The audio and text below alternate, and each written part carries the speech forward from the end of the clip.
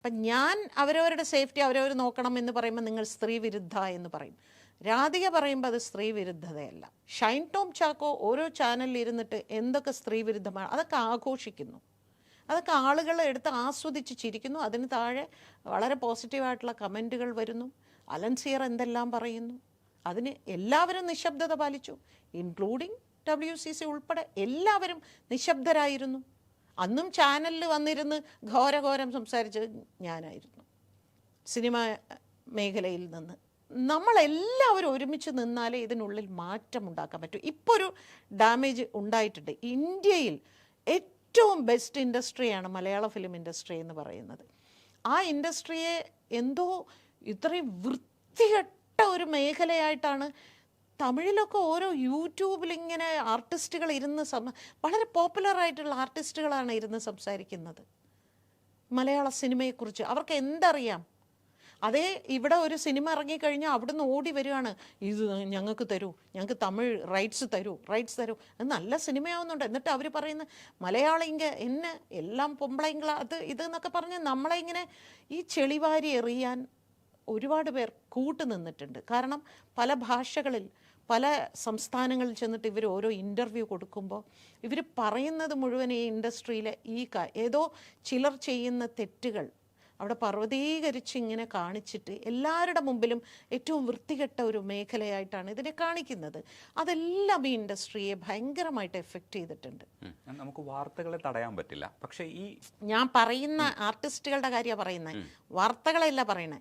ഞാൻ ഒരു സ്ഥലത്ത് പോയി, ഇപ്പം ഞാൻ മദ്രാസിൽ പോയി ഞാൻ സംസാരിക്കുമ്പോൾ ഞാൻ ഒരിക്കലും തമിഴ് ഇൻഡസ്ട്രിയെക്കുറിച്ച് മോശമായിട്ട് ഞാൻ സംസാരിക്കില്ല. ഞാൻ മലയാള ഇൻഡസ്ട്രിയെക്കുറിച്ച് മോശമായിട്ട് ഞാൻ സംസാരിക്കില്ല. ഞാൻ നിരന്തരം പറയുന്നത് എല്ലായിടത്തും ഇങ്ങനെ ഉണ്ട്. അത് എങ്ങനെയാണ് നമ്മൾ നേരിടേണ്ടത്, എങ്ങനെയാണ് നമ്മൾ പ്രതികരിക്കേണ്ടത്, ഇതാണ് ഇങ്ങനെ പറഞ്ഞുകൊണ്ടിരിക്കേണ്ടത്. അല്ലാതെ അവിടെ അവർ ഇതിന് വിളിച്ചു, ഇത് വിളിച്ചു, അവർ പെൺകുട്ടി ഇങ്ങനെ നമ്മൾ പറഞ്ഞുകൊണ്ടിരുന്നിട്ട്. മറ്റൊരു ഇതിൽ ഹേമ കമ്മിറ്റി റിപ്പോർട്ട് പുറത്തു വന്നപ്പോൾ ഒരു ലേഡി തന്നെ പറഞ്ഞു, ഈ WCCയിലുള്ള അംഗം തന്നെയാണ് പറഞ്ഞത്, നടിക്ക് സംഭവിച്ച സമാനമായ ഒരു വിഷയം മറ്റൊരു നടിക്കും ഉണ്ടായിട്ടുണ്ട്. അത് ഭയങ്കര വലിയൊരു ക്രൈമാണ്. അത് ആരാണ് ഒളിപ്പിച്ചു വെച്ചത്? ഇപ്പം പത്രസമ്മേളനത്തിൽ അവർ ചോദിച്ചു, നിങ്ങൾക്ക് സ്വമേധയാ ഇവരെ ഹേമ കമ്മിറ്റി മുമ്പാകെ കൊണ്ടുപോയി കൂടായിരുന്നോ എന്ന് ചോദിച്ചു. നിങ്ങൾക്ക് സ്വമേധയാ ഇറങ്ങാമായിരുന്നല്ലോ എന്ന് പറഞ്ഞ മാതിരി അങ്ങനെ ഒരു ക്രൈം നടന്നിട്ടുണ്ടെങ്കിൽ ഇവർക്കെല്ലാവർക്കും സ്വമേധയാ അതിനു വേണ്ടി ഇറങ്ങാം. രാധികയ്ക്ക് ഇറങ്ങാം. നേരത്തെ പറഞ്ഞ ഏത് നടിക്കെതിരെയാണോ അത് നടന്നത്, ഞാൻ ഇങ്ങനെ ഒരു സംഭവം അറിഞ്ഞു, പോലീസ് ഇത് അന്വേഷിക്കണം. അങ്ങനെ ഓരോരുത്തർക്കും ഈ ഇൻഡസ്ട്രിയിൽ ഒരു ഡ്യൂട്ടി ഉണ്ട്, അത് ചെയ്യണം. കാരണം ഇത് നമ്മുടെ തൊഴിൽ മേഖലയാണ്. ഈ തൊഴിൽ മേഖല നന്നാക്കുക എന്ന് പറയുന്നത് സ്ത്രീകളുടെ മാത്രം ദൗത്യമോ പുരുഷന്മാരുടെ മാത്രം ദൗത്യമോ അല്ല. നമ്മളെല്ലാവരും ഒരുമിച്ച് നിന്ന് തന്നെയാണ് ഇത് ചെയ്യേണ്ടത്. അത് ഇനിയെങ്കിലും അത് ചെയ്യണം. പക്ഷേ ഈ WCC പോലും ഇതിനകത്ത് മുന്നിട്ടിറങ്ങിയപ്പോൾ കിട്ടിയത് പരിഹാസങ്ങളാണ്.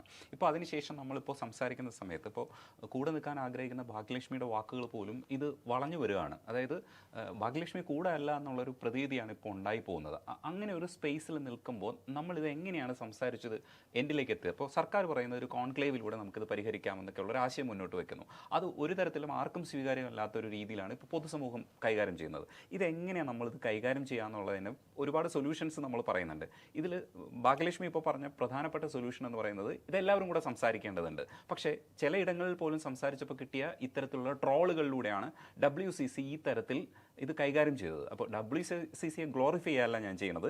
WCC ചെയ്ത കാര്യങ്ങൾക്ക് അവർക്ക് കിട്ടിയ റിസൾട്ട് ഇങ്ങനെയാണ്. അപ്പോൾ നമ്മൾ എങ്ങനെയാണ് ഒരു ഡിസ്കഷൻ തുടങ്ങി വെക്കാൻ ശ്രമിക്കുന്ന ഒരു സംഘടനയ്ക്ക് തന്നെ ഇങ്ങനെ നേരിടുമ്പോൾ നമ്മൾ എവിടെ നിന്നാണ് ഇങ്ങനെ ഡിസ്കഷൻ സ്റ്റാർട്ട് ചെയ്യുക? സർക്കാർ ഇത് കോൺക്ലേവ് എന്നുള്ള രീതിയിൽ കൈകാര്യം ചെയ്യാൻ നമുക്ക് സ്വീകരിക്കാൻ പറ്റുമോ? ആരാണ് ട്രോളുകൾ ഉണ്ടാക്കിയത്? സിനിമാ സംവിധായകർ. FFKയുടെ ഉണ്ണികൃഷ്ണൻ പറഞ്ഞിരുന്നത്, ഉണ്ണികൃഷ്ണൻ്റെ കുറിപ്പിൽ, ഫേസ്ബുക്ക് കുറിപ്പിൽ ഉണ്ടായിരുന്നതെന്ന് പറഞ്ഞാൽ ഈ കാരവാനകത്തിരുന്ന് ഫേസ്ബുക്കിലൂടെ കുറിക്കുന്നവരാണ് എന്നാണ് അതിൻ്റെ സെൻറ്റൻസ്. അത് ട്രോളല്ല, അതൊരാളുടെ അഭിപ്രായമാണത്. അതിപ്പോൾ എന്ത് ചെയ്യാം? ട്രോളാക്കി ഇപ്പം ഞാൻ പറയുന്ന ഓരോ കാര്യങ്ങളും എന്തെല്ലാം വൃത്തികെട്ട ട്രോളാക്കി വന്നിട്ടുണ്ട്.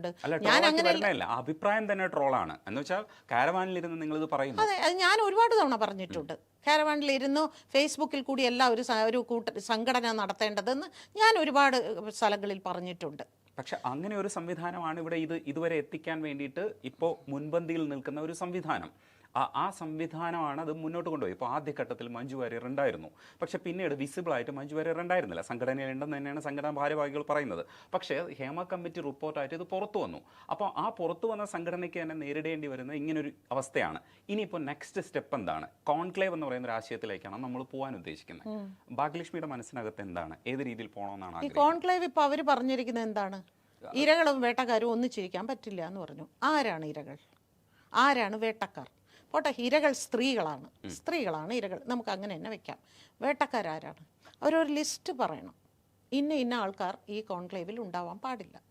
അല്ലാതെ അടച്ച് ആരും ഉണ്ടാവരുത്, നമ്മൾ സ്ത്രീകളും സർക്കാരും മാത്രം എന്ന് പറഞ്ഞൊരു കോൺക്ലേവ് ഉണ്ടാക്കാൻ പറ്റുമോ? അങ്ങനെ ഒരു ഇത്രയും വലിയൊരു ഇൻഡസ്ട്രിയെ മുമ്പോട്ട് നയിക്കാൻ പറ്റുമോ? പറ്റില്ല. അത്രേ ഉള്ളൂ. അതേ ഞാനും പറയുന്നുള്ളൂ. നിങ്ങൾക്ക് ആരൊക്കെ വേണ്ടെന്ന് നിങ്ങളൊരു ലിസ്റ്റ് കൊടുക്ക്. ഏതൊക്കെ പുരുഷന്മാരെ വേണം എന്ന് പറയുമ്പോൾ മുഖ്യധാര സിനിമയുടെ പല ആളുകളെയും കൂടി അതിൽ ഉൾപ്പെടുത്തണം. അല്ലാതെ അവർക്കിഷ്ടപ്പെട്ട, ഇപ്പം നേരത്തെ നിങ്ങൾ പറഞ്ഞല്ലോ, ഇവിടെ ഈ പറയുന്ന പല ആളുകളും സ്ത്രീ വിരുദ്ധമായി സംസാരിച്ചപ്പോഴൊന്നും ഇവരാരും ഒന്നും പ്രതികരിച്ച് ഞാൻ കേട്ടിട്ടില്ല. അതെന്തുകൊണ്ടാണെന്ന് കൂടി പറയൂ. അല്ല, അത് ഇന്ന കാര്യത്തിൽ ഇന്ന ആൾക്കാർ പ്രതികരിക്കണമെന്ന് നമുക്ക് പറയാൻ പറ്റില്ല. അത് ശരി. ഭാഗ്യലക്ഷ്മിക്ക് ഇഷ്ടമുള്ള കാര്യങ്ങളിൽ ഭാഗ്യലക്ഷ്മിക്ക് അതെങ്ങനെ? അവരെന്തിനാണ് ഈ മലയാള സിനിമയിൽ ഇങ്ങനെ ഒരു കൂട്ടായ്മ ഉണ്ടാക്കിയത്? എന്തിനാണ്? സ്ത്രീകൾ ഒരുപാട് അപമാനം അനുഭവിക്കുന്നു, സ്ത്രീകളെ ഒരുപാട് മോശമായി ഇവിടെ ചിത്രീകരിക്കുന്നു. ഇതൊക്കെയാണ് ഇവിടെ നിരന്തരം പറഞ്ഞുകൊണ്ടിരിക്കുന്നത്. ഏതോ ഒരു സിനിമയിൽ ആ നടിയുടെ മമ്മൂട്ടിയെ നടിയുടെ പാൻറ്റിൽ പിടിച്ചു എന്ന് പറഞ്ഞാൽ അന്നൊരു ഇഷ്യൂ ഉണ്ടാക്കിയത് ആരായിരുന്നു? അവരുടെ ഒരു അംഗം തന്നെയാണ്. അതെല്ലാം ഒരു വിഷയം തന്നെയാണ്. അങ്ങനെ പറയുമ്പോൾ ഒരു അവാർഡിൻ്റെ ശില്പം കാണുമ്പോൾ, ഒരു കേരള സംസ്ഥാന അവാർഡിൻ്റെ ശില്പം കാണുമ്പോൾ അത് കണ്ടിട്ട് എനിക്ക് വല്ലാത്തൊരു വികാരമാണ് ഉണ്ടാകുന്നത് എന്ന് പറയുന്നത് സ്ത്രീകളെ തന്നെയാണ് ഈ പറയുന്നത്. അത് പ്രതികരിക്കേണ്ട കാര്യം. കാരണം ഇത് സ്ത്രീകൾക്ക് വേണ്ടി സംസാരിക്കാൻ ഉണ്ടാക്കിയിരിക്കുന്ന ഒരു കൂട്ടായ്മയാണ്. സ്ത്രീകളുടെ നന്മയ്ക്ക് വേണ്ടി, സ്ത്രീകൾ അപമാനപ്പെടുമ്പോൾ സ്ത്രീകൾക്ക് വേണ്ടി ഞങ്ങളുണ്ട്, നിങ്ങൾക്ക് വേണ്ടി സംസാരിക്കാൻ ഞങ്ങളുണ്ട്, നിങ്ങളെ പ്രൊട്ടക്റ്റ് ചെയ്യാൻ എന്ന് പറയാൻ ഇത്രയും ഉന്നത ഇതിൽ ജീവിക്കുന്ന, അല്ലെങ്കിൽ ഈ ഇൻഡസ്ട്രിയിൽ എല്ലാ രീതിയിലും കഴിവുകൾ തെളിയിച്ചിട്ടുള്ള അവർക്കല്ലാതെ വേറെ ആർക്കാണ് സാധിക്കുക? ഇതിപ്പോൾ ഭാഗ്യലക്ഷ്മി പറയുന്നത് ഒരു ഭരണഘടനാപരമായ സംവിധാനത്തിൽ നമുക്ക് ആരോപിക്കാൻ പറ്റുന്ന, ഇല്ലെങ്കിൽ ഭരണഘടനാ സംവിധാനത്തിൽ നമ്മൾ ചെയ്യേണ്ട ചില ഉത്തരവാദിത്തങ്ങളുണ്ട്. ഇപ്പോൾ സർക്കാർ ബോഡി അല്ല ഇതൊരു പ്രൈവറ്റ് സംവിധാനം, ഇല്ലെങ്കിൽ ഒരു. അപ്പൊ നിങ്ങൾ ഇങ്ങനെ നിങ്ങളുടെ ഇഷ്ടത്തിനനുസരിച്ച് ഇത് ഇങ്ങനെയാണ് അത് ഇങ്ങനെയാണ്. പക്ഷേ ഭാഗ്യലക്ഷ്മി ചോദ്യം ചെയ്യുമ്പോൾ ഇതൊന്നും ഇല്ല. ഭാഗ്യലക്ഷ്മിക്ക് ചോദ്യം ചെയ്യാം, അത് ഭാഗ്യലക്ഷ്മിയുടെ സ്വാതന്ത്ര്യമാണ്. അവർക്ക് ഇഷ്ടമുള്ള വിഷയത്തിൽ അവർ പ്രതികരിക്കട്ടെ, അവർക്ക് ഇഷ്ടമില്ലാത്ത വിഷയത്തിൽ അവർ പ്രതികരിക്കാതിരിക്കട്ടെ. അവരുടെ ശത്രുക്കൾ എന്തെങ്കിലും ചെയ്യുമ്പോൾ അവർ പ്രതികരിക്കട്ടെ, അവരുടെ മിത്രങ്ങൾ എന്തെങ്കിലും ചെയ്യുമ്പോൾ പ്രതികരിക്കാതിരിക്കട്ടെ. അത് അങ്ങനെ അങ്ങ് മുമ്പോട്ട് പോകട്ടെ. ശരി, അവർക്ക് ഇഷ്ടമുള്ള ആൾക്കാരെ വെച്ച് കോൺക്ലേവ് നടത്തട്ടെ. അല്ലല്ല, സെലക്റ്റീവായ പ്രതികരണങ്ങൾ നമ്മൾ പറയാം. പക്ഷെ സർക്കാരിന്റെ സംവിധാനം വരുമ്പോഴത്തേക്ക് നമുക്ക് കുറച്ചുകൂടെ ഫോക്കസ്. അത് സർക്കാർ, നിങ്ങളിപ്പോ സർക്കാരിന്റെ കാര്യമല്ലല്ലോ ചോദിച്ചത്. അല്ല, സർക്കാരിന്റെ WCCക്ക് വേണ്ടിയാണല്ലോ ഇപ്പോ കേസ് നടത്തിക്കൊണ്ടിരിക്കുന്നത്. ഒരിക്കലുമല്ല. സർക്കാരിന്റെ കോൺക്ലേവ് എങ്ങനെയായിരിക്കണം എന്നുള്ളതാണ് ഭാഗ്യലക്ഷ്മിയുടെ അടുത്തുള്ള ചോദ്യം. സർക്കാരിൻ്റെ കോൺക്ലേവ് എന്ന് പറയുന്നത് സർക്കാർ തീരുമാനിക്കും ഇതിൽ ആരിക്കണം എന്നുള്ളത്. അത് ഭാഗ്യലക്ഷ്മി പറഞ്ഞാലും സർക്കാർ സ്വീകരിക്കില്ല, WCC പറഞ്ഞാലും സ്വീകരിക്കില്ല, ഫെഫ്ക പറഞ്ഞാലും സ്വീകരിക്കില്ല, അമ്മ പറഞ്ഞാലും സ്വീകരിക്കും. സർക്കാർ തീരുമാനിക്കും ഇവിടെ ആരിക്കണം.